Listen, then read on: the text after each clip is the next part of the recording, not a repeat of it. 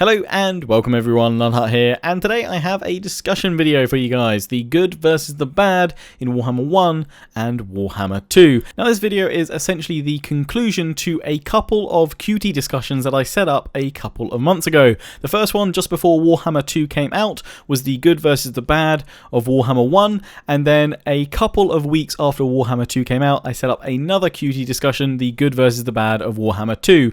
The idea behind it was to gather your thoughts and insights, see what you guys thought was good and bad in each game, but also see if there were any trends, what had consistently remained good across both games, what had consistently remained bad, what perhaps had been bad in Game 1 was now better in Game 2, or perhaps something that was good in Game 1 was now bad in Game 2. And I said, after a month or so, I would put all of those thoughts together in a video and share them with you. Now, originally I was planning on showing up individual comments up on screen, but you guys in total across the two discussions left over 1,000 comments.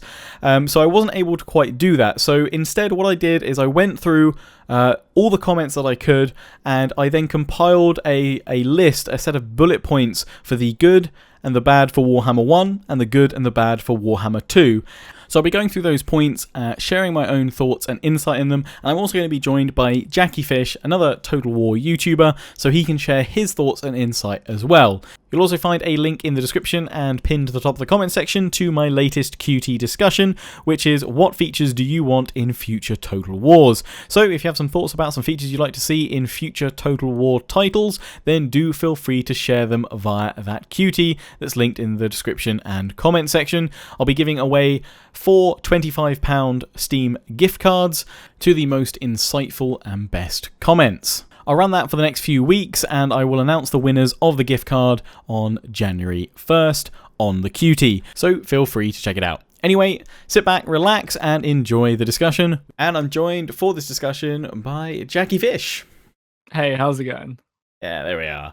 Awesome. So yeah, we're going to go through the Warhammer 1 good and bad points first, then we're going to go through Warhammer 2's good and bad, and also then talk about improvements and lead into that Qutee that I mentioned about what future features would you like in future Total War titles. So let's crack on in. These are just in a sort of random assortment order, just under good and bad headings. So I'll go through the good stuff first. And that is, the first one is sort of the variety of units and the uniqueness for each race.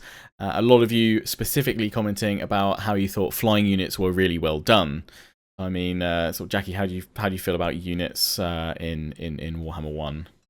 Yeah, I think they did a great job, considering this is the first fantasy title they ever took an approach to, and like previously to that, I think Age of Charlemagne was the previous kind of latest bit of, I guess, historical content they put out, whereas a lot of the units were just simply like swordsman, armored swordsman, oh, elite armored swordsman. There wasn't really much variation, which was fine for the time, because that's how the time period was and how the history kind of took them units upgrading themselves. But when coming to fancy units, I feel they did a great job at diversifying each faction. Like the dwarves definitely have their own play style. The humans have their own play style. The orcs have that very much like, let's rush forward and attack the enemy. But also had some decent flying units. And same with the undead as well, very much relied on their monstrous units. So I feel like they did a great job at diversifying each roster to feel really unique compared to, say, previous historical Total Wars. Yeah, and a lot of the comments that were coming in discussing this point were saying that it just added to the sort of mechanics of each race. For instance, vampires not having any missile units. It was quite a controversial discussion point when CA were doing their preview material for Warhammer 1. Because we've come from historical titles where you get. Okay, you might have a slightly limited pool of some units, but you would always get melee infantry, missile troops, cavalry. You just might get a faction like the Huns, say, that specialise in cavalry, but they'd still have some infantry. So it was a really different approach to sort of diversifying factions, to the point where they went, no, that whole troop type, they're getting none of that, but instead they've got these really cool flyers, they've got these monstrous units, they've got magic, which lends itself, and unit sizes as well are much larger for, say, the vampires compared to the Empire troops, with, just to get that feel of mass zombies and skeletal dead acting as your cannon fodder line, while you then rely on the flyers and what have you to attack. Yeah, and I think, like, again, if you go back to Empire Divided, which is the latest DLC, you can see a bit of that seeping through. Whereas I think Palmyra have just a full set of spears and they have a couple units of infantry. But at the end of the day, that still plays very similar to all the other Roman factions. You know, you're still going to have this bulk of infantry. Whereas in Warhammer 1, you had completely different play styles. You had, because you had these monstrous units. And I think Warhammer really allowed them to create really unique rosters, and I think they did achieve that. Yeah.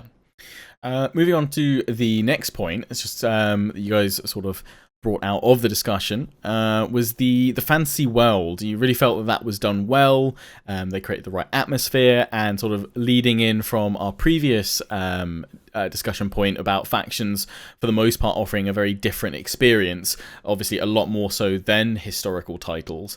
I remember watching the first campaign trailer for Warhammer 1 and just seeing it swooping over the mountains, then onto the flat plains of the Empire and the farmland of Bretonnia and what have you. And the variety is obviously, I mean, because it's fantasy, everything can be taken out of proportion and pushed to the extremes more so than a historical title. But yeah, that creating that landscape and that world, I would agree. I think they've done very well with coming from a legacy of historical maps of Europe, Japan being the main campaign zone, and I think this.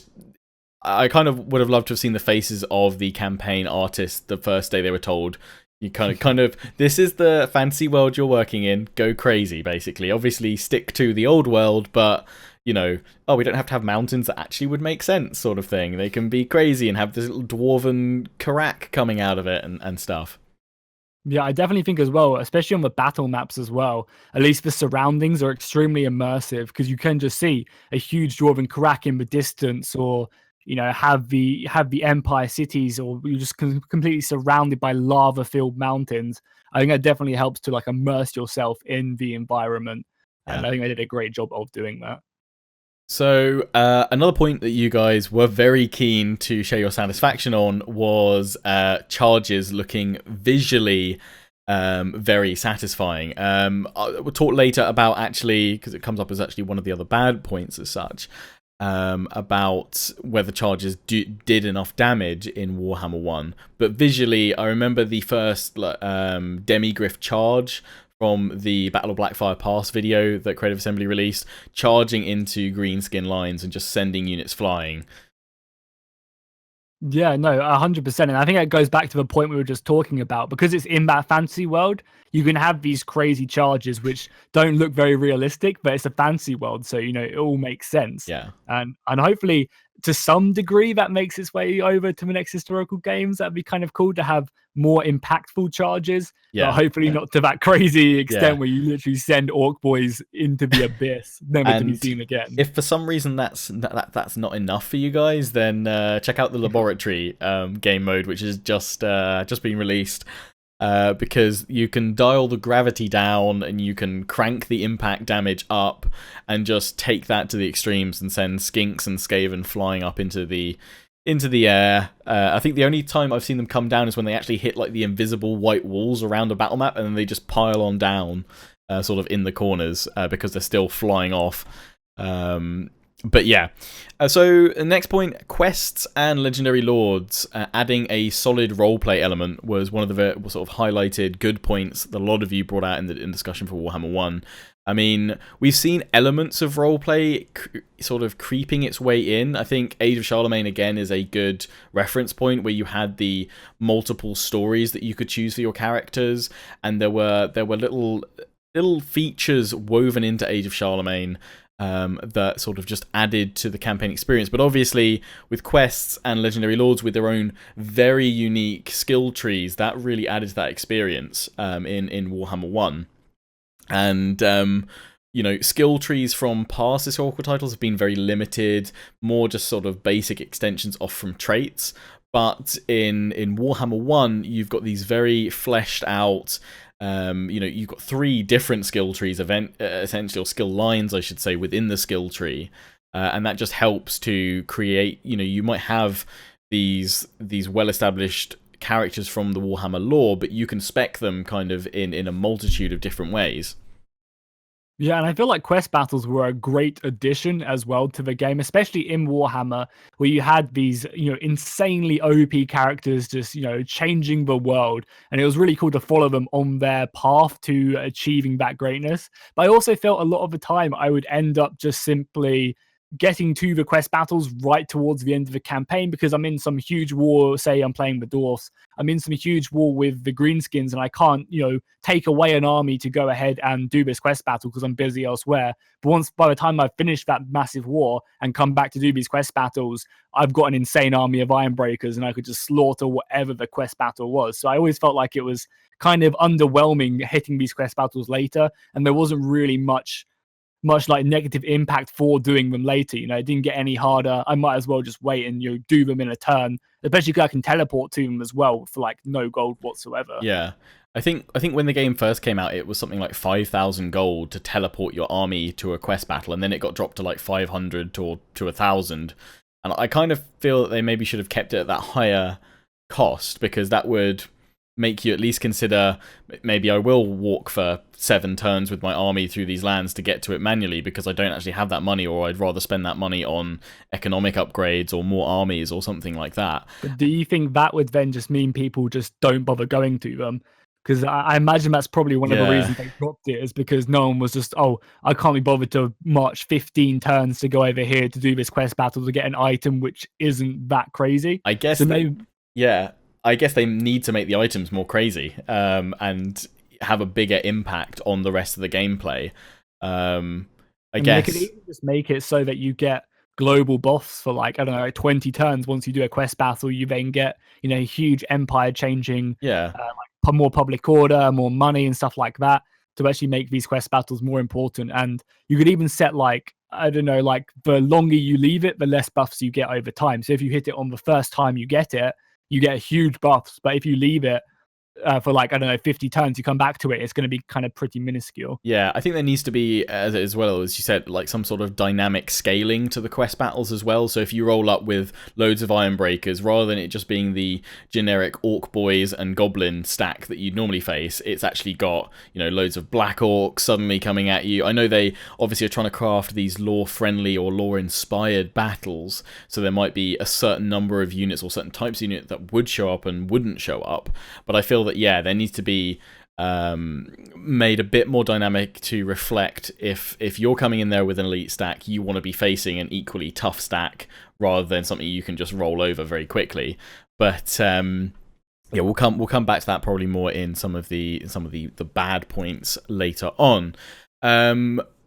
Magic, overall, the vast majority of comments that I found in the discussion for Warhammer 1 was that it was implemented very well. I mean, like, flyers and magic being added in to a Total War game is something I never thought we'd actually ever see. And I think it's been done really well. I think flying units have been brought into the scape, for the battlescape, really well, and magic has been implemented very well, but the general consensus was it lacked punch in Warhammer 1, especially because it didn't seem to scale that well if you had larger unit sizes.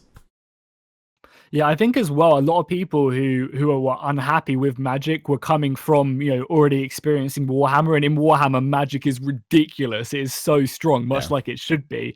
But I feel like, as this is the first attempt at a fantasy world in Warhammer 1. This is the first attempt at adding in nothing like magic has ever been put into Total War before.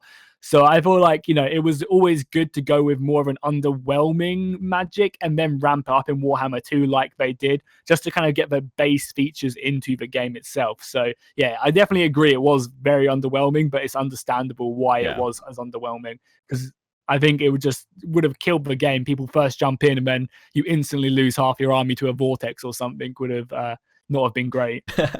Lesson learned, don't go near that vortex. Yeah, I mean, it's something that I've always said with all of my my feedback and criticism of the game, and praise as well, is that with this being a trilogy of games, we were always going to see the first game being used as a basis to then further improve all the features and aspects they were bringing in. So, in an ideal world, hopefully by the time Warhammer 3 rolls round, we'll see, a lot of these features that are, potentially not as good as they could be, improved upon and made better, which is kind of part of the reason why I wanted to make this discussion, so that we could see where we are now at Warhammer 2, where we've been from Warhammer 1, and possibly where we're going in Warhammer 3. Do you think, though, that that's a good enough excuse to make for a game? Being like, oh, it's a trilogy of games, the first 2 games are just a test for the 3rd game. Oh yeah, no. I don't think that's acceptable at all, and I would have preferred Magic be more punchy at launch to start with for Warhammer 1, rather than the quite a big difference we see between Warhammer 1's Magic and Warhammer 2's in their own separate campaigns. And yeah, I don't think it would be a good way or good PR at all to say, hey, yeah, Warhammer 1 was underpowered because there's 2 more coming. We'll get it right by game 3. But I would like to see that it's an evolution of saying we gave it our best attempt for this game. You guys told us in your feedback and posts and what have you that this wasn't quite right, so we changed our plans. And I think Creative Assembly have said in interviews they changed their plans for various features and aspects in Warhammer 2 based off of viewer feedback, based off Games Feedback, which is again another reason why I wanted to do this. Because Creative Assembly are constantly looking at posts, videos, at community response and feedback. So this is a great way to kind of summarize what's been established so far, but also to highlight that path going forward. So yeah, that's kind of what we're trying to do here. Yeah, and I think that's great that they're doing that, because it is a trilogy of games. They're not just got their set plan. They're willing to make sacrifices and improve stuff and, add stuff in that they might not have thought of. But over the past 1st and 2nd games, they've realized, oh, this would actually really, really work in the last game or whatever they are planning. So I think that's something that you have to do with a trilogy, is kind of evolve, like you said, instead of just kind of sticking to your guns at the beginning. Yeah, definitely. So another point that you guys really liked from Warhammer 1 were the visuals and animations. Look very fantastic, and I also want to pair up the next point into that, is that the combat system for Warhammer 1 obviously changed greatly from what we were used to over the past few Total Wars, where we had a matched combat animation system. But they went back to, I guess, more of a hybrid model from Medieval 2, where units, because of the fantasy system and units and single entity units having higher hit points, having match combat sync kills all the time wouldn't really work. Either you'd have to make it that every unit would die the moment it went into a synced animation, or you'd have, them doing lots of synced animation finishes all the time until eventually the health got low enough. So obviously the combat system we see in Warhammer 1 and Warhammer 2 is that they sort of swing at each other, and very occasionally it might trigger a finishing animation of some kind which might match up with another unit. And it was very interesting in a lot of the early responses saying that they didn't like this, but overall actually I found the majority of comments saying they preferred the visual and animation system and combat system because of the way the hit point system works in Warhammer 1 compared to some of the previous historical titles. Yeah, I mean, if it helps performance, I'm really not opposed to not having so much of a matched combat kind of animations going on. The game itself looks fine as the units clash. I don't have to see every single soldier breaking off and fighting one another.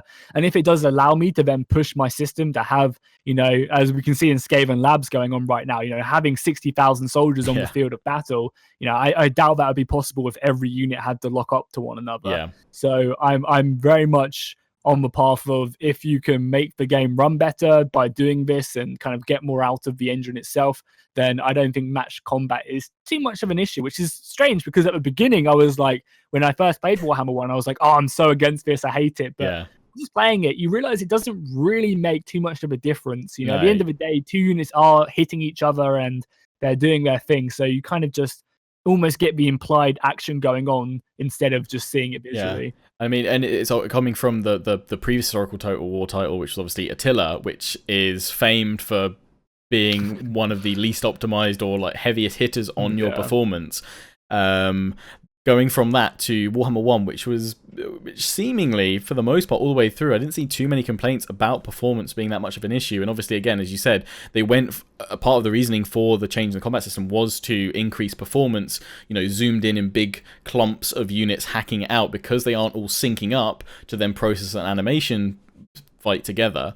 The one sort of caveat I would say to that is that I wish they put in a few more synced animations for single entity units. Obviously, giants do swoop down, grab a dwarf, bite its head off now and then, but it would be nice to see those happen a little bit more, and especially between lords and heroes, for them to have their own little sort of paired animations. I think would have added a little bit. But yeah, you're right. For units of 200 men each, they don't all need to sync up and sort of queue up and then go, you there, sir. I will pair up and let's do animation attack number 3, please. So yeah. Coming sort of to one of the final points, and I should say I probably would have said it at the start of this whole video, there was no way with the 1,000 or so comments that you guys left across Warhammer 1 and Warhammer 2 discussion that I was able to go through all of them, but these were just the sort of the most prominent points that you guys brought up. So our final good point for now is the trait system and the sort of mechanic system that was built upon with the Bretonnia and Wood Elf updates, primarily because we saw the trait system evolving from this stage, which would eventually make its way into Warhammer 2 in a much more refined process. But the fact of you would gain traits for you would gain a trait of, I don't know, Undead Slayer by killing undead. It makes a natural sense that you would gain a reward for specific actions, and a lot of people say that really helped the roleplay element, that really immersed them further into the game, and was a great way of improving the existing trait system. Yeah, no, I fully agree, and I think we're seeing a lot more kind of focus and spotlights going on to making the characters feel a lot more unique, which I guess we'll get onto when we hit Warhammer 2. Yeah. Just kind of a few, these were like grey area points that I had that didn't really seem to fit universally within a good title or a bad title, but they were sort of elements where you guys as a community said you liked this aspect, but something else was lacking. So the first of 2 points I have on this is that there's general disagreement regarding regional occupation as a system in Warhammer 1. Creative Assembly came out hitting really hard with the fact that they did this for lore friendliness. It would make no sense for Karl Franz to occupy, the greenskin territories and what have you, and likewise a dwarf wouldn't want to sit in a Bretonnian castle. Lots of people that liked the lore friendliness liked it. Some hated it, because a lot of people, you've always come from this system of Total War games where you can conquer everywhere because you're all playing as humans. So all humans can, I can start in Britain and I can conquer. I can conquer Egypt. There's no one going, well, actually, as a Briton, you wouldn't conquer Egypt. Well, why not? So that was a very big bone of contention, and there's probably not a lot to discuss on that because we'll touch on what Warhammer 2 did to that in a moment. I think though that it was just such a great leap from the Total War game, which is about conquering the map. There's not really many other objectives than just wipe out everyone. A lot of people, that's how they play it. So I think from going from Attila, where it was just defeat back the Huns and conquer the world, which you're used to doing, to you can only conquer a set amount of provinces. I think it was quite a huge leap for them to go from. Yeah. And I personally feel like, as we said, we're going to talk about in Warhammer 2. I think they did a much better system in Warhammer 2. Because, they could have just done in Warhammer 1, maybe it takes time and you just slowly convert the province. Because who's to say you can't just convert a dwarven Karak to be human friendly? Yeah, it'd take a while. You'd have to make all the doors bigger. But yeah, I think it was a ballsy move, and I think a lot of the choices design ways that Creative Assembly went with Warhammer 1 and have continued to do with Warhammer 2 have been big, bold, to say, we're not confined by historical conventions. Let's go a bit sort of further out there with some of the choices we make. The second sort of grey area point is modding, and modding for many is great. It's added loads of custom maps. I know you don't have to look far on Jackie's channel to see lots of epic sieges on big custom maps, because sieges are certainly an area where the maps are lacking. And the maps themselves are a highlight for many, but a lot of people do also feel that Creative Assembly should have offered more modability or more tools. And Creative Assembly have made endless blog posts about specific reasons for that they're confined to, that in some cases they don't even have the tools, as it were, to make certain things or to make them available to modders. But I think this is always going to be one of those grey areas because Total War has this such rich history of modding. It's always going to please some, upset others, and put others on the fence. Yeah, I mean, for me personally, as you said by my channel, like I think the Warhammer maps are absolutely amazing. The time and work that people put into it, like the things they can do. I think a few modders can even make it so that you have artillery on the walls. They just completely revamp the way that these battles work, and it's insane how much time they pour into these maps. I mean, look at Steel Faith as well. I think their Patreon has a ton of people supporting them just because they add so much to the game and make it so interesting. And I think that's been such a vital part of Total War history as well, from, you know, ever since Rome 1, when we had Divide et Impera, not Divide et Imperata, Rome Insurrectum 2 and stuff like that. You know, throughout that, I've always played with mods, and I think like it enhances the experience. And I definitely feel like CA obviously can't really support it as much as they would want to in Warhammer, because it is obviously a franchise. They're locked in with Games Workshop, so they can only do as much as they can. But I really hope in future Total Wars they really do try and push the modding kind of tools further and allow people just to really run away with it, because I think it is such a huge part of the community. Yeah. Not only for like copyrighted mods, I'm not just talking about Third Age and stuff like that, but even with mods which just go ahead and, you know, change the way that provinces are set up around the map. You know, just being able to customize the campaign map so you can add in China or the Mongols or something like that. Well, I mean, and I feel like it's kind of been a bit neglected as well, because, you know, a lot of that stuff could be added as DLC in the future as well. So maybe that's one way. They don't want modders to make something that then they're going to make as a DLC at some point. I mean, you have obviously, like, was it Medieval 1212, which took Attila from the Dark Ages to, you know, the Medieval Ages, and just that transition, the ability that they were able to do that. I think there should be more positives taken from that than sort of negatives. Especially as well because it's such a painstaking process with the tools that they have available to them. It really is a huge grind. Whereas I feel like CA should be trying to push forward mod tools, because the better the mods are, the more people are going to play it, and more people are going to buy the games, etc., etc. So, you know, I definitely understand why they maybe don't or can't support mods as much as I would like, but, you know, the more support they get, the better, because the modding community is absolutely amazing. Yeah. Right. Time to look at some of the bad things from Warhammer 1, and it'll be no surprise. I'm actually going to switch the first 2 points around because we kind of touched on it briefly there. But sieges were just Jackie's already good. Abysmal. Yeah. They again, I think they made a bold choice with sieges and the design choice for them in Warhammer 1, and that's carried over to Warhammer 2, but we'll come back to that later. But yeah, they're a massive step backwards from Attila. Universally, I've seen, you know, the majority of you guys saying it's just the immersion is broken, the sense of scale and epicness isn't there.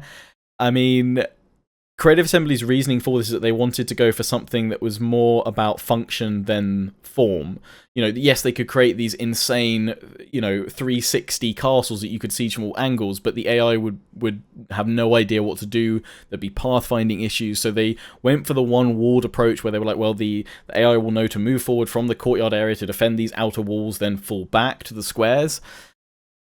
I honestly don't feel that there's been a huge amount of change to CGI to make that really warranted. I'd rather have a derpy CGI in a fantastic, intricate castle with multiple layers like Medieval 2, where you would break through the outer wall and there'd be an inner keep gate that you'd have to go grab your ram again and bring it up and smash down.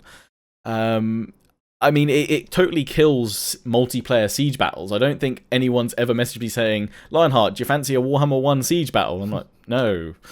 Thanks. Yeah, no, I fully agree. Like, again, it's understandable because I imagine like a lot of these design decisions are obviously made way before the stuff is implemented. So they obviously decided on having these one wall settlements, which I don't think is anything wrong with one wall settlements, but make them more exciting. Every single settlement is just exactly the same to one another. Yeah. And there's no like real difference in where we were talking about earlier. Like the unit rosters feel completely different, but then that doesn't make its way over into the customs, into the sieges. You know, they may look different, but they don't play any different to one another.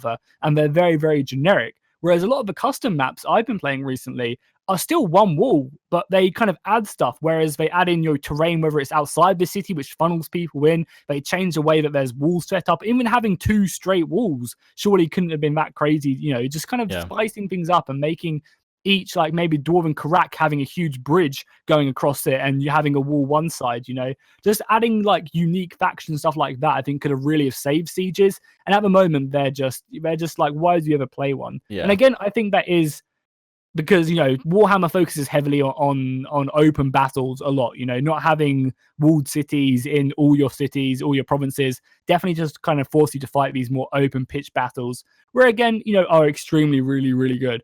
But yeah, like sieges were just a real disappointment. Yeah, and I think just kind of going back to one of the good points we mentioned that a lot of people commented on, saying that the design from the artists in battle maps, like the background work, looks amazing. And the same can be said in siege maps. You see these fantastic intricate bridges and stuff at the back of Dwarven Karaks, and you're like, why can't I fight on that bridge? Why can't I be fighting on this in this narrow pass? And obviously, yes, it is probably a case of pathfinding and AI just not being able to work as effectively in those situations.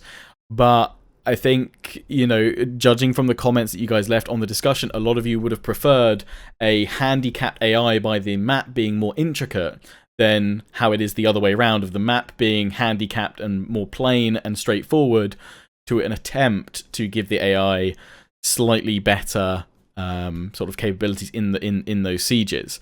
It looked amazing, but it just didn't function very well at all, I think. And also something I really hate that they do, I'm not sure if this is to encourage people not to play sieges or whatever, but it takes you 2 turns to build siege equipment, 2 turns to build a siege tower. And I feel like most of the time people are just like, I can't bother to wait that auto resolve, because 2 turns is quite a long time when it comes to fighting, especially with Warhammer only having a lack of armies and stuff like that.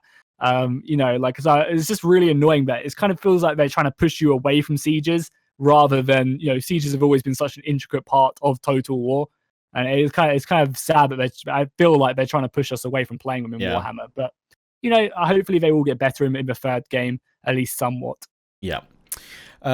So we kind of already talked about this next point, which is about the combat system. There were quite a few of you as well that said that you really did like the fact that you could zoom into the sync kills and see all the one-on-one fights on the battlefield. I think it'll be interesting to see what system they use for, say, Thrones of Britannia. I don't know if they've clarified that yet or not, but it'll be interesting to see if they go back to a matched combat system, or whether they perhaps improve upon the system they built up within Warhammer. What do you think? Briefly going off topic to Thrones of Britannia and what? As a guess, I would imagine it would be the same as Attila, just because that'd be an easier load of code. But again, they've created an entire new map, so who's to say they're willing to go that far to create an entire new map? Then who's to say they're not willing to then completely throw out the match combat and bring in a hybrid style?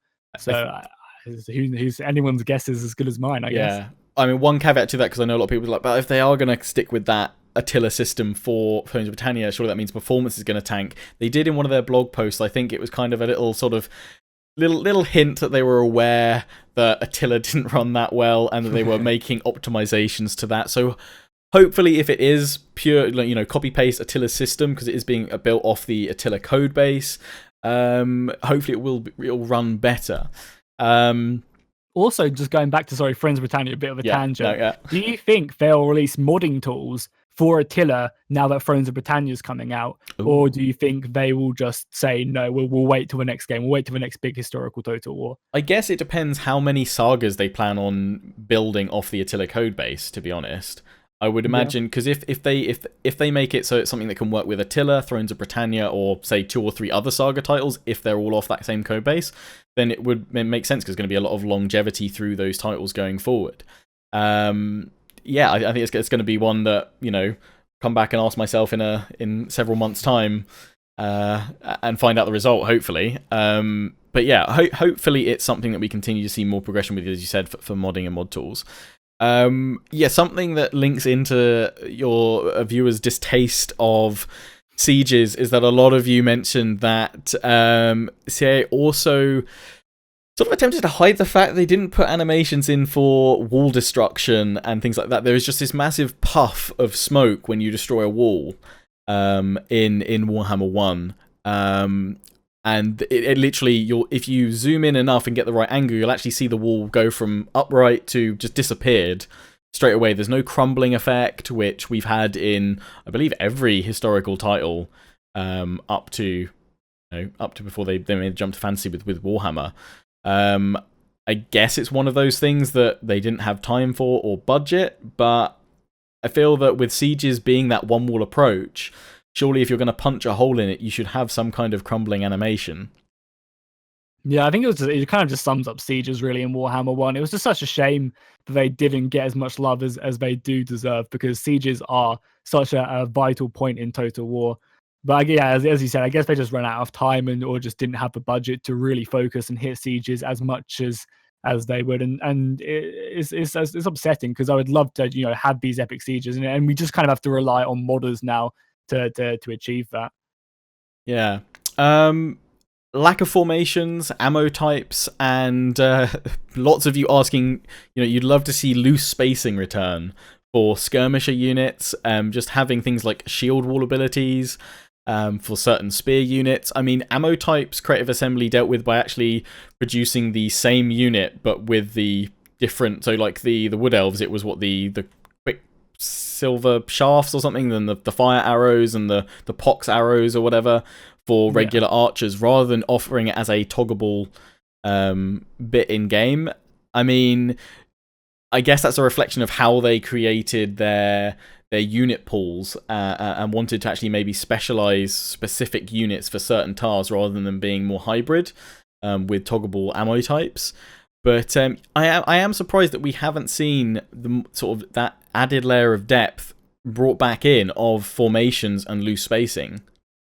Yeah, I mean, going back to the unit kind of specification point you just made, I think it's very fitting for Warhammer, because with Warhammer, you don't just have these units which can do like pick up a different weapons and do multiple things. You have kind of a block of Chaos Warriors which do this one set of thing. Whereas in historical Total Wars, I feel like it makes much more sense for warriors to be setting their arrows alight. Whereas in fantasy, Warhammer, you have kind of like these predetermined units which you're throwing into battle.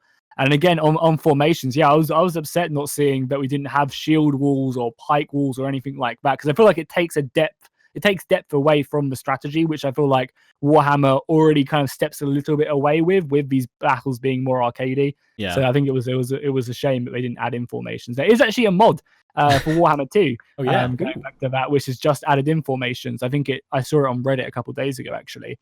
Go check it out, guys. Yeah, I mean, they did. Creative Assembly did add in sort of some different default formations, like goblins are wider space than, say, orc boys. And I think Bretonnia did get a few formations as well, with their wedges and stuff. They got wedges, but it's kind of like, why not have that consistently through? And I know that obviously with like goblins and zombies, they wanted to reflect that these were low-tier troops. They would have a looser, less professional formation, whereas, well-trained greatswords would have a tighter, more effective battle formation. But yeah, it's something that we'll see as they continue to progress.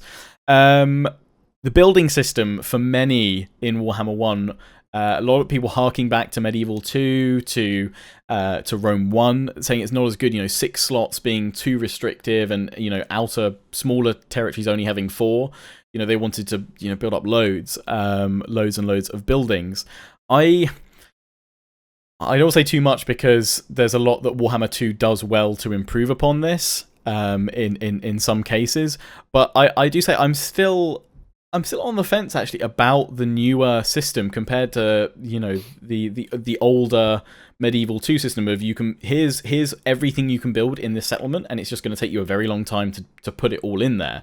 I guess it gives you a very set kind of progression path of where you're going to go with your cities, and it maybe makes you specialize certain settlements a little bit more to the others, but it doesn't feel like there's a lot of diversity. It kind of feels that once you find the right template, that's the one you're going to copy paste everywhere that makes sense to do that.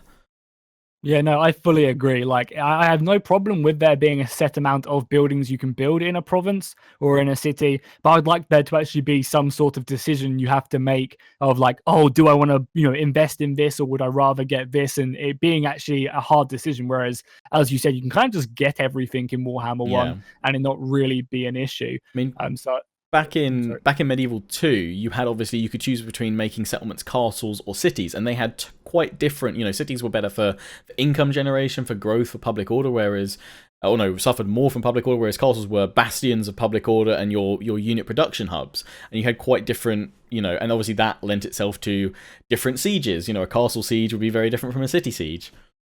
Yeah, and something I really would love to see in future Total Wars is having the ability to make a great city. Because in like Warhammer, Karak Kadrin is already a huge city, and it has the predefined 10 slots or whatever it has.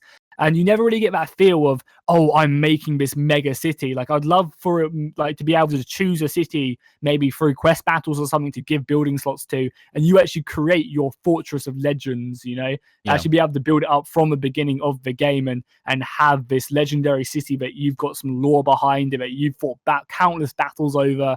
And I feel like the game in Warhammer kind of does lack that. But again, it's understandable because it's all predefined, and you can't suddenly make a random city be legendary because it just doesn't fit in the story. Yeah.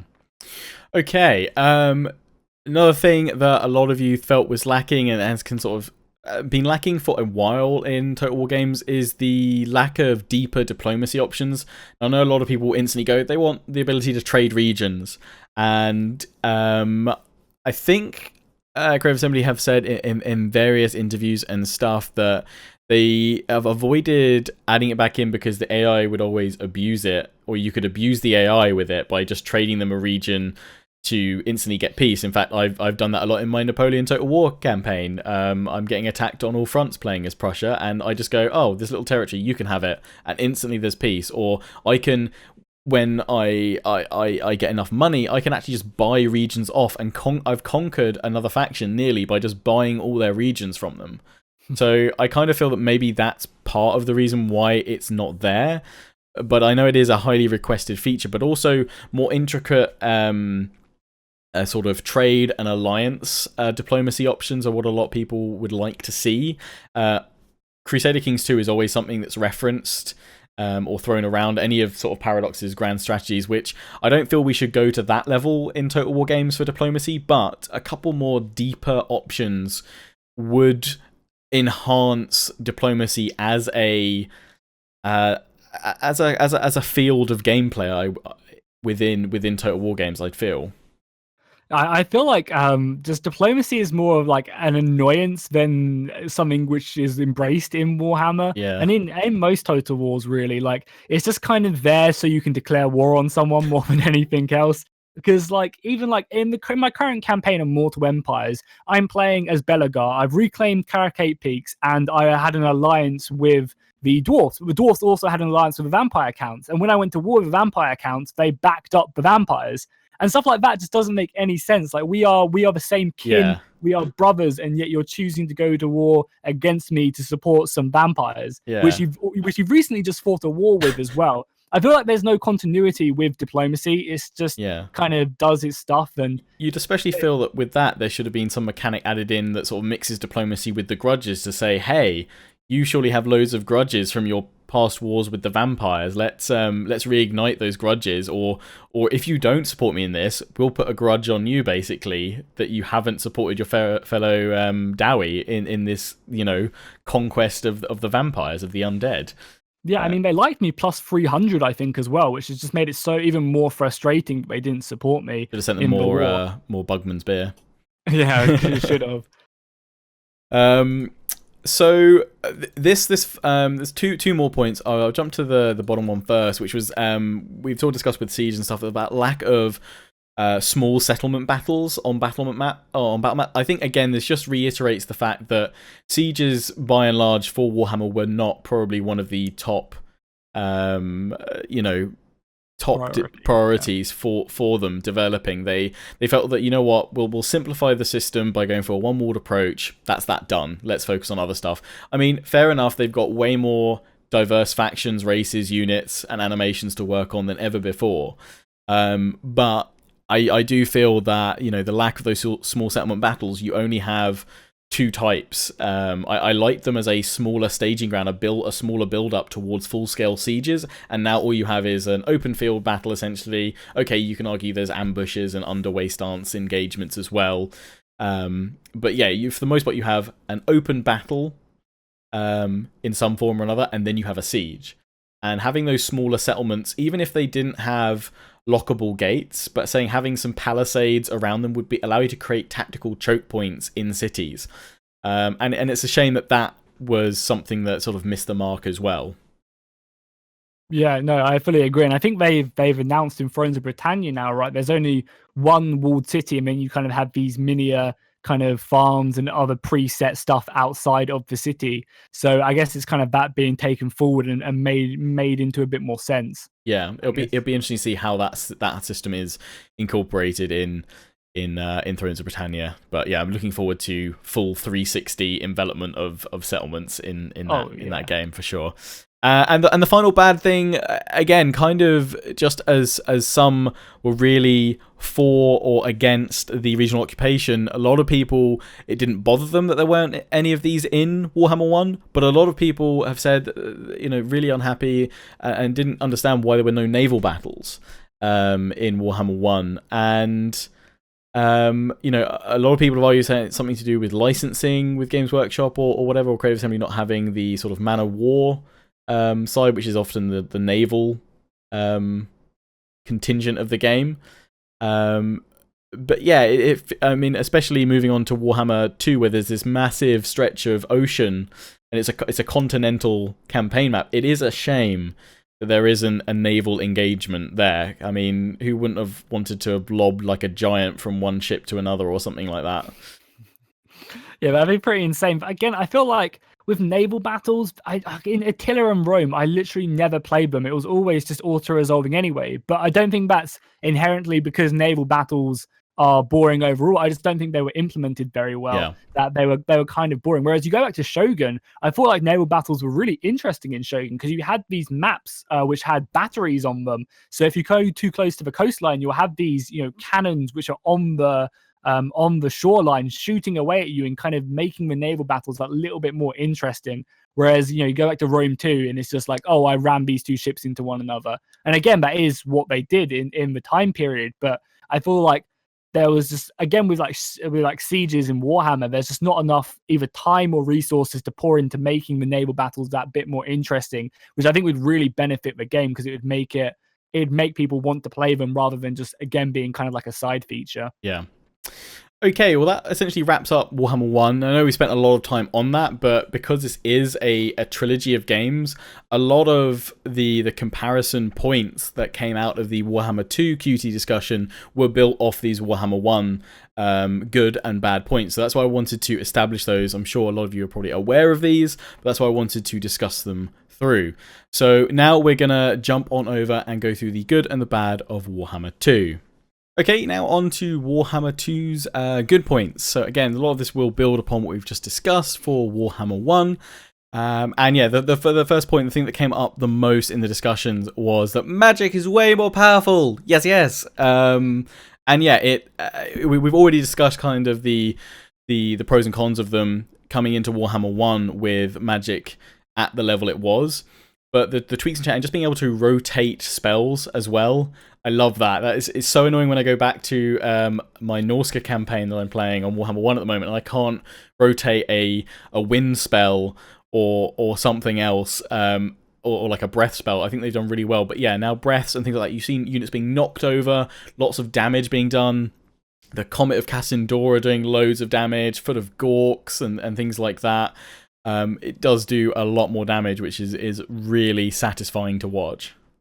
Yeah, the more powerful, the better, in my opinion. It really adds to the world and makes it feel so different to just a traditional Total War when you do have, these huge spells or buffs or debuffs that you do pop off on your units. And you actually see them making a large impact. So I'm more than happy for them to make Magic even more powerful in the next game, but make it so that maybe it costs a little bit more so that you really have to make your decisions when choosing what spells you want to do. But yeah, more powerful, the better, in my opinion. I think I did see that one or two comments were like, oh, they didn't want it too powerful because then it would be OP, but I think that magic is OP. It's magic. Exactly. It's, ethereal forces at work, just causing chaos. We are mere mortals. Exactly. And I love that the focus of Warhammer 2 has been about sort of empowering magic, taking it further, and that's reflected a lot with the various factions and lords.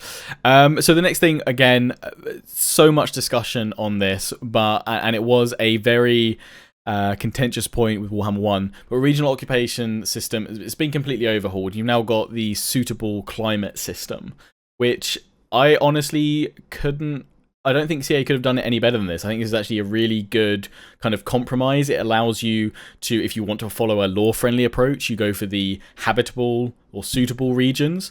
And if you want to conquer everywhere, you go and conquer the unpleasant and uninhabitable regions. You just have to take the penalties that come with each of those territories, or that don't come with those territories. I think they addressed the issue, and I think it must have been quite a complex one to work out what's the best way of doing it. You proposed previously in the discussion about almost like I guess a terraforming system of lands and things like that. And I think this is a really good middle ground approach to come to that allows lore friendly and those that just want to go on a total conquest killing spree and conquest spree, the options to do both.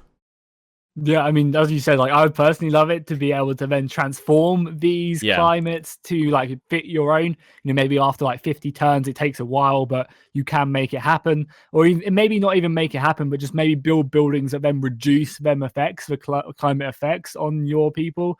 However, yeah, I think it's a great improvement to the Warhammer 1 system, because I always played with the regional occupation mod in Warhammer 1. So yeah, I always felt as well that the fact that Creative Assembly made that available at day one meant that they weren't quite happy with the choice. They were quite conflicted about that design choice, because it was something that I think they did they did a promotion about day one mods available right now, better camera mod and no regional occupation, and it's just like, what? This is a designed feature of the game, and there's kind of already an option to turn it off. It's kind of a shame there wasn't a switch, because I know a lot of people went on about wanting a switch in the game for turning regional occupation off. But yeah, I think the suitable climate system is something that's really good, and it'll be interesting to see if I wonder if they might put in modifiers like that in maybe historical games, where perhaps say you have, I don't know, people, factions that come from say Italy, where it's a lot warmer, then going to the north, would they suffer maybe possibly some growth reduction or public order reduction by migrating their people up there? It'd be interesting to see if there is that sort of system adapted for historical titles. Unique factions and separate start positions for each race. Now, this was something that did come up. We didn't have time to include it in the Warhammer 1 part of the discussion. But yeah, a lot of people felt that they wanted Gelt separate from Fran so they could do co-ops and things like that. And Creative Assembly, again, they've gone, right, every Legendary Lord gets its own faction, its own start position, which removes the issue completely. Yeah, and then gives you the opportunity as well to play the same faction again, but take a completely different path. Yeah. Mazdamundi plays completely different to Kroq-Gar, not only because of their traits and their abilities, but also because you're playing the completely opposite side of the map. So you're coming up against different enemies, whereas Kroq-Gar fights a lot more Skaven and then pushes north and fights the undead. Whereas, Mazdamundi, again, is fighting Skaven, but then he has Dark Elves, High Elves to his south. He can go over to Oath One. There's just so much more replayability, I think, by giving these characters different start positions. Yeah, it creates a different campaign. And same you said for Tyrion and Teclis. I think they're a really good example as well, because Teclis, Tyrion's like, oh, I'm not with lots of other high elves, and I'll just fight the ones I want to or confederate with them. Whereas Teclis is up against Skaven and dwarves and dark elves, surrounded on some very isolated islands to start with. And yeah, it's a very different campaign experience. And yeah, I hope that that's something that we see going forward. There's dedicated start positions for each lord to offer not only the sort of co-op approach, but also more replayability and different campaign choices with similar races. Yeah, I love the way they did the High Elf brothers as well. Yeah. I love the way the intro trailer when they were arguing with one another, like I'll make sure there's an elf one to come back to after you go off on your missions elsewhere. Like I love the way that they kind of infused that rivalry between them. Kind of feel like one of them's the older brother that's got a job and a mortgage to pay, and the other one's like, I'm going on my gap year. Yeah, just gonna travel the world. Literally. So yeah, the improved skill trees. So yeah, a lot of you guys really enjoyed skill trees from Warhammer 1, and I think Crevice Assembly have taken that further. They've added more sort of impactful skills, especially for, I think it's the red line, like the last section of that is all for like rank 7 or higher troops, and it gives them quite nice extra bonuses, so it rewards you for keeping your elite troops alive longer and for utilizing them for longer as well. But yeah, just pushing that cap for legendary lords, and heroes to 40 just gives you the option. And a lot of people when I do my campaign saying, hey, why don't you use the the 3 skill point mod that adds 3 skill points every time you level up? And I always say that I don't want to be able to get every single skill, because I like having to branch my hero in a certain direction, because I feel then that gives me more replayability next time, because I can spec them another way. And I guess with level 40 lords, you do more often than not, especially with heroes, get to spec into every point. But I do like that, especially for like the high elves, they've put in lots of those, and for lizardmen, like you have dedication to Isha and Mathlan, where you lock out all the other choices for the buffs and bonuses. And for Tyrion himself, he can either be an administrator or he can be a warrior warlord, depending on how you spec him, and those are locked off for the other choice. So I do like that diversity there.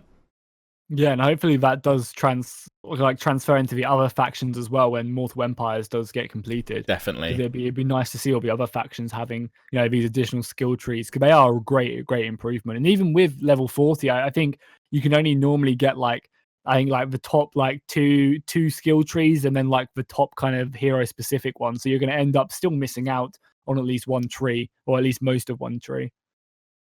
Moving on to the next bit, we have a lot of you praising the Vortex campaign narrative. It was refreshing for a Total War campaign. Again, not all just about total conquest. There was a race for the Vortex mechanic, and the rituals providing some really nice narrative. And I think the sort of artistic storyboard style cinematics, I really like them, as opposed to full animated cinematic that they've done in previous ones. I like both of them, but I think that really sets the tone of the game quite well. Yeah, and I'm a huge fan of the Vortex, and hopefully that will get taken further in the third game, as well as other historical Total Wars, having kind of a story to try and go through. Like, you can completely ignore it if you want to, and just go and kill everyone, which is exactly what you can do.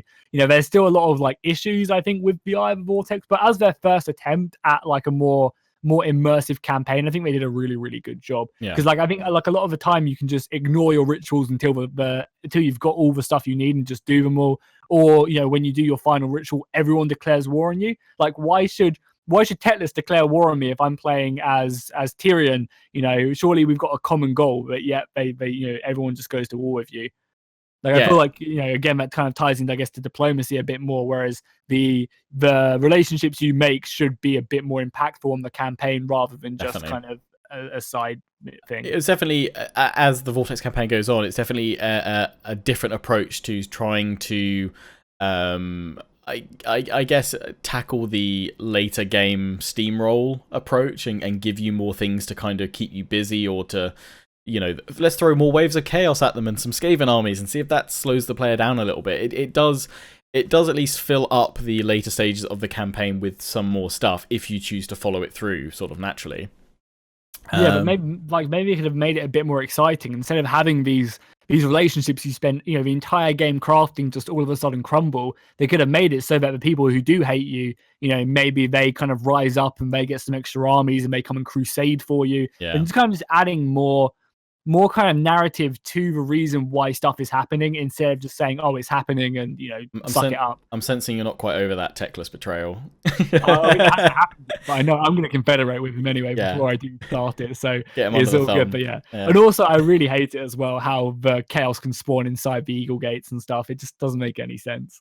So I'd love more kind of like just more narrative to be followed, and just like there to be reasons behind why the mechanics are like how they are.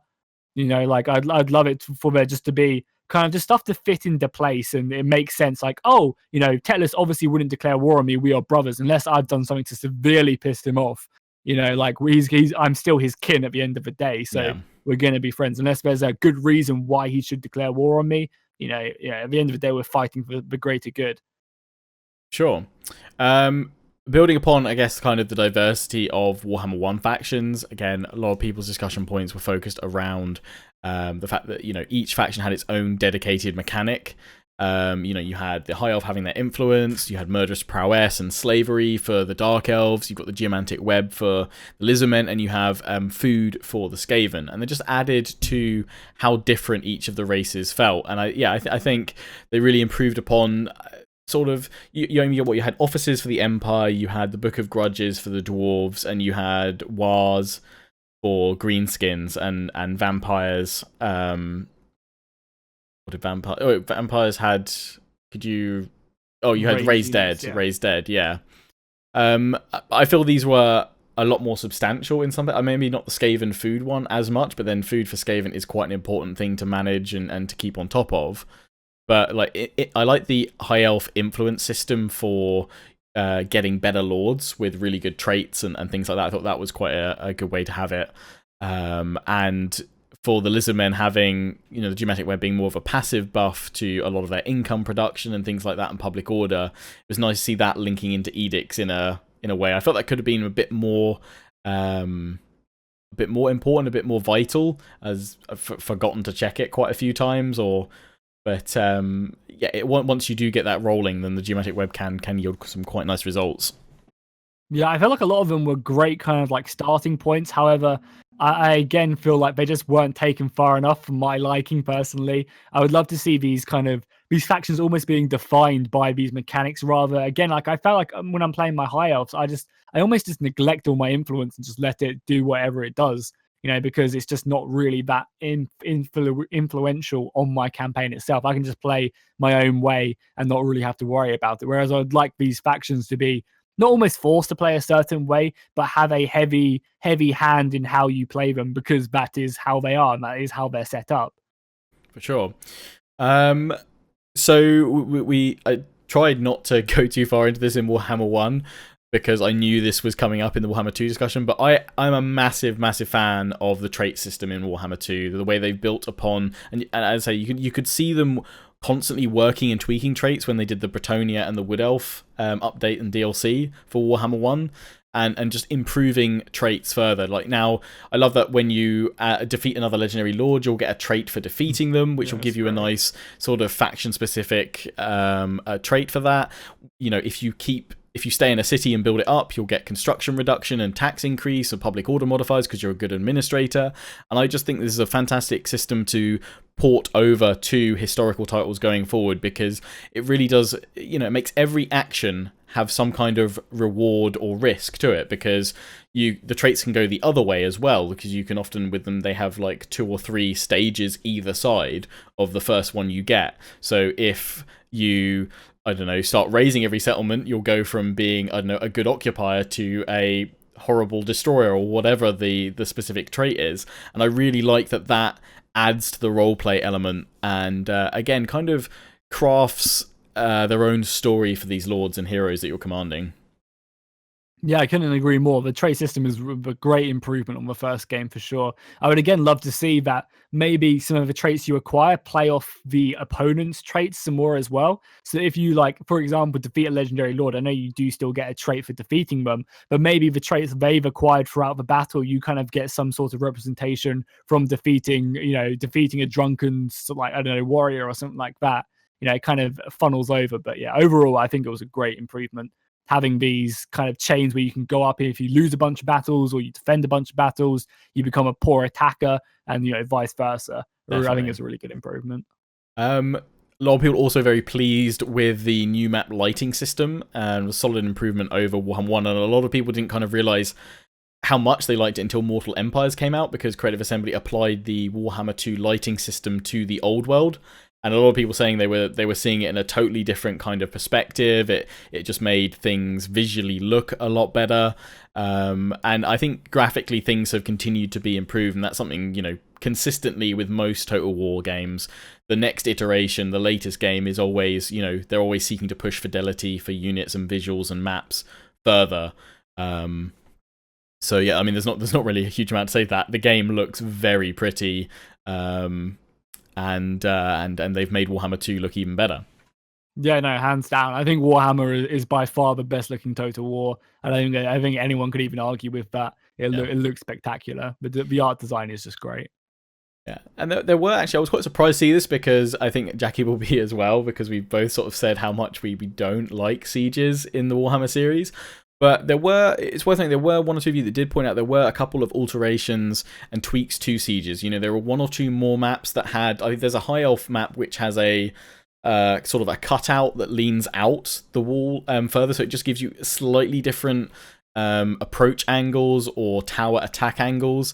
But I've still got to admit, it doesn't change enough things. I was hoping that with Warhammer 2, they'd, at least if they were going to keep with the one wall system, because I'm not expecting them to completely scrap the whole siege system and put a new one in. It's just, it wouldn't happen. I don't think, you know, the resources would be available to do that kind of thing, and I don't think it's something that would be possible sort of mid-trilogy. But I was hoping that we might have an outer wall and an inner wall where you have a secondary fallback position or something like that, or more paths through the city going back deeper. But yeah, there were one or two tweaks and changes to Siege. I think, you know, sieges in Warhammer 2 are slightly better than Warhammer 1 sieges, but, you know, we're talking, you know, teeny tiny % better rather than anything substantial.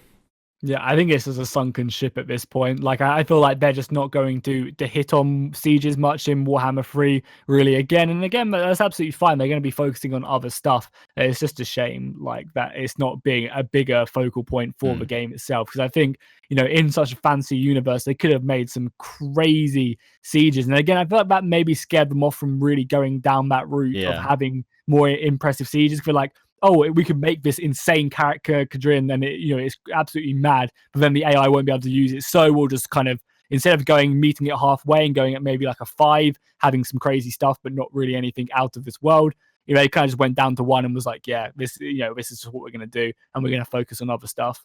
Which is, again, is a shame, in my opinion. A lot of people did like an addition for sieges. One of them worth noting is that heroes are included in certain garrisons when you level up the walls enough. I think it's notably for provincial capitals, but I know in my High Elf series there's a mage and a noble in each of, say, the gates around Ulthuan, which I really like, that you've then suddenly you feel like your general isn't just a generic guy in a 160-man unit of swordsmen. It's actually this mage and noble helping lead the defense. So yeah, I think there's a solid little tweak, and maybe I wouldn't actually mind seeing, rather than just all being towers, maybe some little artillery mounts. A lot of people, when I first started my High Elf series, seemed to think that I could actually put Reaper bolt throwers or Eagle Claw bolt throwers on the walls, but you can't, unfortunately. But that would be insane. Have I got a map for you? There's a map of a workshop right now, which I just literally played today, which allows you to put artillery on the wall, and it is pretty crazy. So, yeah, I don't think that's something they're going to change your channel name to like the Map Man. You're just like the Map Man. It's like, yeah, I'm feeling really, really down lately. It's like, I've got a map for you. Any occasion, Jackie Fish has the map. Yeah. But I mean, yeah, like I love the additions in Warhammer to the garrison. Actually, instead of just kind of having these, you know, like couple hundred men defending a fortress, and if you don't have a city there, if you don't have an army there, sorry, the city's just going to be taken. I love the way that in Warhammer you do have like almost like you can get these full stack armies defending cities. It makes it feel much more impactful when you do take a city, and a much more of a task to actually siege it out and take it. Definitely. I would love to see the siege timer turn down a lot more, because I don't think you ever get to the turn timer siege to attrition out. Yeah, it's like 15 turns or something. Ain't nobody got time for that. Whereas I really like in Empire Divided, where it's like 4 turns, and you can take it up and you can tech it up so that you can last longer or reduce the enemies. Yeah, well, kind of siege in time. Empire Divided and Rome 2, you take attrition the moment you start sieging as well to simulate like diseases in the siege camp and stuff like that. So you don't take as much attrition as the defenders behind the wall, but your sieging army takes attrition straight away. I don't quite like that you take it straight away, but I think within the first 3 or 4 turns, I think that's when it should, really have made the biggest impact to drive those sieges quicker. UI is something we didn't actually touch on in Warhammer 1, but it's saving it for this point. But the general consensus from the community is that the UI has been, it was solid in Warhammer 1, it's been improved upon in Warhammer 2. Again, kind of having that Warhammer 1 base, Creative Assembly were able to go in, look at feedback, and for the most part, obviously adding in that Vortex mechanic at the top of the campaign map. It seems to fit in quite well, and I feel like there's less and less of my sort of viewing experience being taken up by, unneeded UI, so I think they've crafted it quite well. Oh yeah, 100%. A great improvement. Warhammer 2 UI is really, really good. But I also love as well how you have the scaling as well for 4K support. Yeah. Yes. Oh, yes. And they added that in for Empire Divided for Rome 2. Yeah. Oh my days. As a content creator, probably not many of you may find this an issue, but as a content creator, if you start recording at higher resolutions, or, I mean, no, actually, to be fair, for some of you that are playing on 1440p monitors or 4K monitors, there is nothing worse than trying to play a strategy game where you can't scale the UI and you're peering at the bottom of the screen going, is that 100 men or 10? Yeah. And you can't read fonts and stuff. So yeah, any developer that puts in UI scaling gets a thumbs up from me, because it's just a necessity where technology is going for PC gaming now. And they added in colorblind mode as well, which I think helped out a lot of the community, especially Mal as well. Malekith has been asking for that. Malekith Skadi has been asking for ages. Every event at Creative Assembly Studio, he always asks the devs, colorblind modes, and they've added it in. So I haven't heard anything really from him lately, so I'm guessing he's pretty happy about the colorblind mode. Treasure hunting and islands. A lot of you saying you found it a lot of fun. A lot of you like going after the Skull Islands. I like Skull Islands because they give me 10,000 gold when I get them. Sort of some of you, for no reason. Yeah, some of you putting them to akin to sort of little side quests. I'd love for this to be something that Creative Assembly takes way, way, way, way further. And yes, you have your quest battles and quests to go for your legendary lords, but I would love for these treasure hunts to go further, and to sort of maybe end up. I like that is it the High Elves that you get to craft weapons for some of your influence rewards? I'm trying to remember who is it that gives you crafted weapons. No idea. I've never done that in my campaign. If that's I think it's High Elves. Some of their influence dilemmas, you'll sometimes get an opportunity to gain like it's a golden item, and it's like Jagged Horn Crown axe or something, and it says crafted next to it. Or whatever, and I love that you get that, because they're insanely powerful items that you've had to go through lots of hoops to get to. So yeah, I feel that these lots of little things, sometimes they're a bit of a distraction, sometimes you can't go after all of these islands and what have you, but I do like the fact they're there and the buffs and bonuses they give you for a battle or for moving around the campaign map. I feel like they're just way too easy to acquire, though. I feel like it should either be like, they're great improvements, but I feel like they should either be like, you have to go to a Skull Island and it sends you off somewhere else, and you have to go like almost like you have to go on a quest to go to all these different places, and then at the end you get 10,000 gold. Whereas at the moment you can just sail around Ulthuan constantly getting hundreds of thousands of gold for free, and it doesn't really cost you anything. And as well as that, I would love to see maybe battles taking place. So you go to a Skull Island, and then all of a sudden you have to fight a battle on this map, and there's like a big army. So you can't just send like one general round to do all this stuff. So again, a great improvement. Is really makes kind of something else to do in the campaign alongside conquering everyone. But I feel like they just needs to be taken a bit further and actually be made more, just make a bit more complex, instead of just all I have to do is walk over this thing and I get 10,000 gold, which is a lot of money in Warhammer as well. Yeah, it's a lot. It's a great way to gain income early game. If you've got a spare lord, you can just send around sailing around. Plus, it levels them up with all the bonus experience they often get as rewards as well. But yeah, it'd be cool to see, as you said from your suggestion, if like you go to a Skull Island that says there's this great trove of treasure, but standing in front of it is this horde of Skaven that you then have to fight or something to get it. That'd be really cool to see them to add to that. Rights. I find some of the rights a bit but others are obviously quite a lot more powerful or a lot better for certain situations. I like their improvement, and I'm excited. Well, not excited. I'd hoped that they would make their way into Mortal Empires, but it doesn't seem like they have. I don't know if they're on the roadmap at all, because that is seriously going to make the Warhammer 2 lords a bit more factions, just a bit more powerful compared to the old world ones. Yeah, I think they're a great improvement. I just feel like they again need to be taken a little bit further forward. You just want more. You want more Doom wheels, don't you? Full army of Doom wheels to replace all the chariots. Yeah. Yeah. I've got to admit, the Rite of Primeval Glory right for the Lizardmen is, I do love spawning a dino stack. That's lots of fun. Yeah, who doesn't love to do that? Yeah. And the last kind of good point for Warhammer 2, again, obviously it's not all of them, but there's only so many we can go through, is that Free For All, the mode, is brought back, and we haven't had that since Medieval 2. So it was kind of an interesting announcement when Creative Assembly made it. I know that a lot of the community have said that. I kind of feel like Siege's multiplayer has been left out a lot, and the focus of this discussion has been on the single player side of things for the most part, just because there was so much for single player. But yeah, it feels like it'd be interesting to see over the next few Total Wars what Creative Assembly do to the multiplayer scene for their games. Be it adding more game modes in. I'm a strong advocate of King of the Hill would be pretty cool to see something like that, because we've got capture points. Surely putting down some kind of ticking timer wouldn't be too difficult to add in. But yeah, the fact that Free For All's in there, I really like it. I would have liked to have seen more like 4v4 Free For All, which is what I think we had in Medieval 2. At least offering a few more players in there, but I mean, the general consensus has been that a lot of people have enjoyed that, and it's been a fun mode to play. Yeah, something I would love to see is a more dynamic free-for-all where you can make alliances on the fly.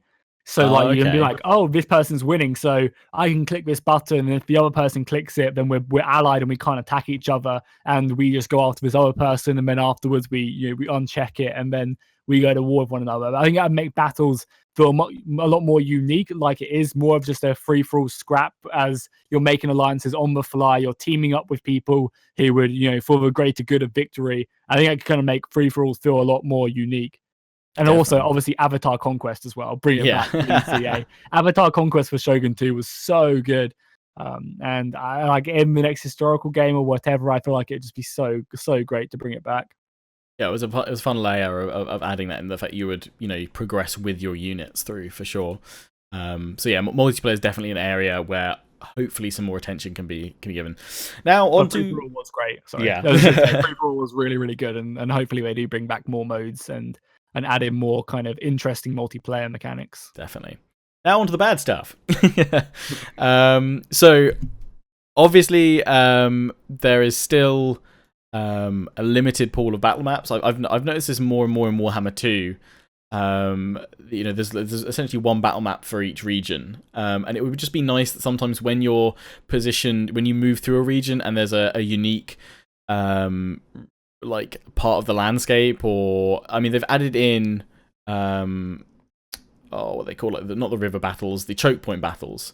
Added that into Warhammer 2, but I would love to have seen more environments, more kind of reflective battle maps where your army's located on the map now and then. For the most part, they do a pretty good job of it, but it just feels that the pool of maps could be bigger.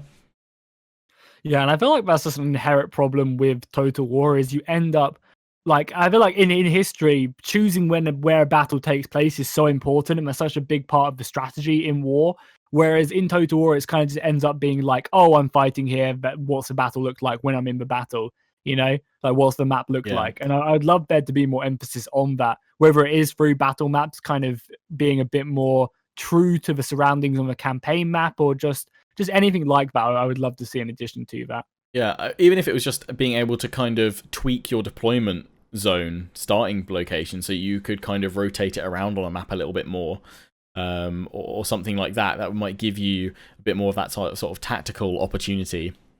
Yeah, but I guess because what CA would say is like, because you're on the campaign map, it's so zoomed out that, you know, where your army's standing is covering hundreds of miles, not hundreds of miles, but it's covering loads of terrain. Whereas when you zoom right into a battle, it's just such a small part of the campaign map. So it's just unfortunate, because I feel I would love to see that. I'd love to see more emphasis picked on where I'm choosing to fight a battle, and you can kind of do that in Warhammer. You know, you can go to a choke point now and know that this is going to be a choke point. But again, I would love to just there be more emphasis on kind of almost outmaneuvering on the campaign map to then get a better battle map. Yeah. I think that'd be really, really cool. There's a lot of people brought up the fact, again, there's still no non-walled settlement battles as such. It's still an open field battle, although Creative Assembly have brought or made an effort to put settlements just out of reach on the corners of the map or something like that, so you can see the settlement is just there, and it's like you guys have just left the settlement to fight this battle. It's still kind of, I still feel it's like, why would I leave the settlement? We've got some good choke points there. We can thin their numbers. I think, yeah, again, that's something that we'll have to wait and see what, say, perhaps Thrones battles and sieges and unwalled settlements are like, to see how they take that forward. Yeah, no, I fully agree. Yeah. The race for the Vortex. A lot of people said that they found that it often rarely feels like a race at all, because you, as you said yourself, you can ignore it, and there's not really kind of any penalties for not doing that. And I know they probably didn't want to railroad players that way, but they made a big point of saying that this is the Vortex campaign, and obviously you still want to have that opportunity to conquer everywhere if you want to. But it kind of felt like I felt that maybe they could have embraced the narrative more, and sort of said, no, you can do this. If you don't, you can still, you know, go off, conquer everywhere, but this penalty will be applied, or there'll be something that, you know, maybe more chaos, corruption, or something like that, harassing you to deal with the next ritual, which would keep it at bay. And a lot of people felt the same way down in the Qutee discussions. But yeah, I mean, what do you feel about the race or not being a race for the Vortex? Yeah, again, I would just love more kind of emphasis on it, and just again bringing that story, bringing that narrative to the next level. Again, it feels like something which is there, but you can just ignore it. So the more narrative, the more kind of, especially like on a campaign such as Warhammer. Like, I understand for historical Total War, you kind of want to follow a path, but also create your own history to an extent. With the Vortex campaign, I'd like just more narrative and locking you into that Vortex, kind of being like, this is a major issue. If you don't sort it out, you're going to get screwed. You know, maybe if other factions complete the Vortex before you or complete rituals before you, you get negative modifiers and stuff like that. I kind of feel, I mean, this is a bit of a spoiler alert, but the final battle to defeat somebody else is relatively easy. Whereas having to fight it yourself is a fair challenge, because you're up against 3 other armies. But when you're trying to, say, stop the Dark Elves or something, you join up, and it's not that challenging. I think they could have made that tougher for that final battle, if you're just going to sit through and allow the other races to complete the rituals. Diplomacy, obviously, I don't think really any changes between Warhammer 1 and Warhammer 2. Not to my knowledge, no. So, yeah, a lot of people saying, you know, they still felt it lacked variety and deeper options. I mean, if this is a trend that carries on to Game 3, there's probably highly unlikely we'll see any big changes to diplomacy. A lot of people also, again, it's such a shame. Yeah, again, sorry, there's so many, you know, potential options and avenues that they could explore with that. But I think maybe it will be historical titles that will hopefully lead the way with that in the future. I mean, even just as well to have it more transparent to why people are not wanting to do something, because I think in Stellaris, you have a legit breakdown of every reason why they don't want to do something and why they do, and what you have to do to make them actually accept a trade agreement, for example. Because I feel like in the diplomacy screen, you end up just like clicking loads of buttons and hoping for the best. Yeah. You know, even if it says, oh, this is an average chance of working, and it doesn't work, but like, oh, what do I need to do to make, you know, sweeten the deal? I feel like maybe that could be. That could be a system where they could almost get other factions to give you little mini quests to sort of say, oh, well, if you want this trade agreement with me, we're currently not pleased with this faction or whatever being close to our borders and us or whatever, or your relations. If you sort that out, then we'll trade with you. Yeah, just that added dialogue to it would be quite good. But just even having like a breakdown of like, oh, we're currently -2 at accepting this. If you just give us a couple hundred gold, then that would push it up over the limit we need to accept this. Yeah. Even just going back really kind of like mechanical, breaking the immersion like style. I would much prefer that than just me mindlessly clicking buttons and hoping for the best. Another point people brought up is that intervention forces could be better implemented, because often you'll spend 10k and it's instantly wiped out because it didn't move the settlement that you chose for its war target. I kind of feel that war targets as a system could do with just being overhauled a little bit, giving you maybe a bit more control to it. Again, maybe it's something that you could link in some diplomatic options too, to sort of say, or maybe you could even put in like an attack plan or something where you say attack that settlement, raise that one, then raid here for 2 turns, and then strike their capital or something. Obviously, it probably wouldn't be that easy because it would need to be dynamic and responsive to whatever the AI is doing, but yeah, often intervention armies were just a waste of money in the campaign. I sometimes use the smallest ones to just put a little spotlight in territory I had no idea where it was, and I could just suddenly play, oh, that's what's going on over there. Oh, look, they're going to kill them. Okay. Yeah, no, it'd be great to get more of an ability just to kind of command your allies to greater effect, even if it's just like a muster on me and they stay within a certain perimeter of you. Maybe setting like, I think in Mountain Blade they had targets where you would assemble a war council and you would all go to war together. And I think I really kind of made it feel like it was a great war because you kind of have all your allies around you, or maybe even just setting like a front line saying like, I want the Dark Elves to go here, I want my Lizardmen forces to go here, and I'll take the center. And just kind of having more of an interesting thing, because a lot of the times the AI just sits there and just doesn't even help you in your wars unless it's bordered with it. I feel like there should be more emphasis on allies. But again, I feel like it just comes from a lack of diplomacy. And if you improve the diplomacy, I feel like stuff like that would then come along with it. Definitely. Next point, I don't think we'll discuss. We'll just state, because we've already said enough on this, which is sieges remain the same. The lack of the epic feel from historical titles. Let's wait and see what Thrones does with this and how Thrones presents sieges. It'll be interesting to see how the next historical titles take it further. But yeah, I don't think there's anything else that needs to be said on it. We've kind of already covered our feelings and your feelings on sieges. It's there's if you want an epic siege total war game, any other but Warhammer is not been a kind of priority really, as a mechanic and as a system. Unless you're looking for mods, and you get some amazing ones. In which case, if you need a map, I'm the map man. A lot of you, we've talked about this as well, battle maps feeling bland and generic, and again, Map Man is over there. Obviously, it shouldn't be something that's left to modders to, make less bland and what have you, and hopefully, Creative Assembly can find ways to increase the number of maps that the sort of the game ships with, that certain regions feature, and maybe just making more out of specific landmarks and sort of parts of the landscape. Just making them a bit more imposing into your tactics and your battlefield plans, and more thinking along the same lines of, let's add choke point battles in, let's have some bridge battles, let's have river crossings, let's just have more little mini modes within the main open field battles, I think. But then not make every choke point battle feel like exactly the same, Yeah. I think is a major problem. A lot of the choke point battles just feel very samey, and I feel like they could change it up quite nicely, but just not having, oh, this choke point battle has 2 choke points, this one has 2 choke points, this one has 2 choke points. Try and make the way that battle maps flow just feel completely different to one another. Definitely. Whereas at the moment they feel exactly the same. Yeah. So the Skaven hiding mechanic, a lot of you felt it was rather predictable, to the point where in my campaigns I just treat any site that's a ruin as the Skaven there.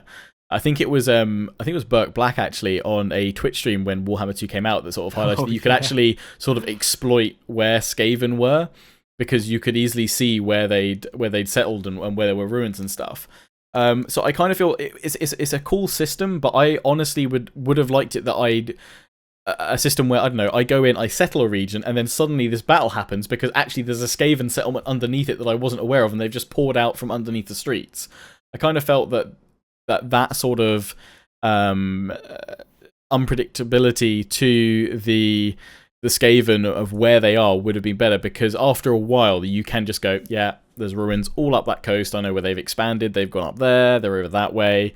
Okay, I'm genuinely surprised sometimes where I come to a place and it doesn't instantly go, oh, look, Skaven battle. And it goes, you know, colonize or treasure hunt. Yeah, I kind of feel that you know, it's a fun mechanic. It's but some tweaking to that would definitely help it. Just make the kind of coming up against Skaven more tense, and expanding a bit more tense as well. You'd have to be even more cautious. And so if you just sent a small force to a settlement, it could suddenly be completely destroyed. I mean, that does occasionally happen, but just not as much as I'd like, I think.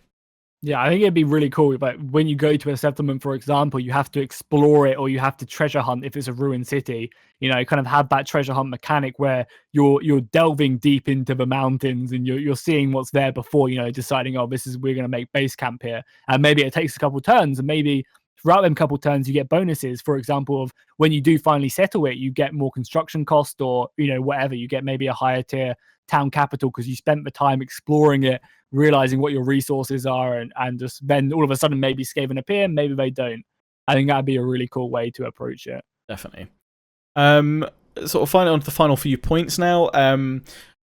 Some of you still feeling the battles a bit too arcadey for your liking, a bit too short, and that you found some auto resolves were still a bit too keen to kill off certain units, especially sort of smaller entity or smaller sized units, and that sort of further balancing could be applied there. I mean, I think it's something we've seen from like Roman elephants in like Rome 2 and stuff, getting completely destroyed by auto resolves. The auto resolve system doesn't quite understand how to deal with single entity units sometimes. Sometimes it gives them loads of kills.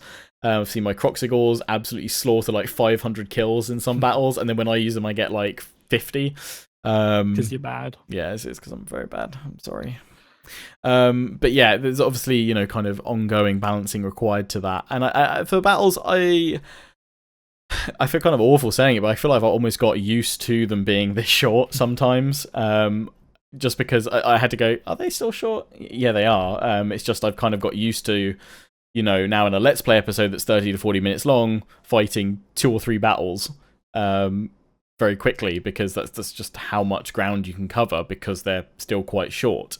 They are a bit longer in Warhammer 2, in fairness. I think they're a couple minutes longer, but yeah, it's never good having a full 20 or 40 stack coming up against similar numbers and then the battle being over in 7 minutes. There should be more emphasis on this being an insane battle. And I think that's an inherent problem. I don't think there's something we're going to get onto later on. I think there's an inherent problem with how the AI works in Warhammer 2, is instead of making the AI smart and difficult, they just give it loads of armies, and that completely breaks the immersion, because you can end up having a one city nation having like 4 armies. Yeah, I've got 5 provinces and I can muster 1 army.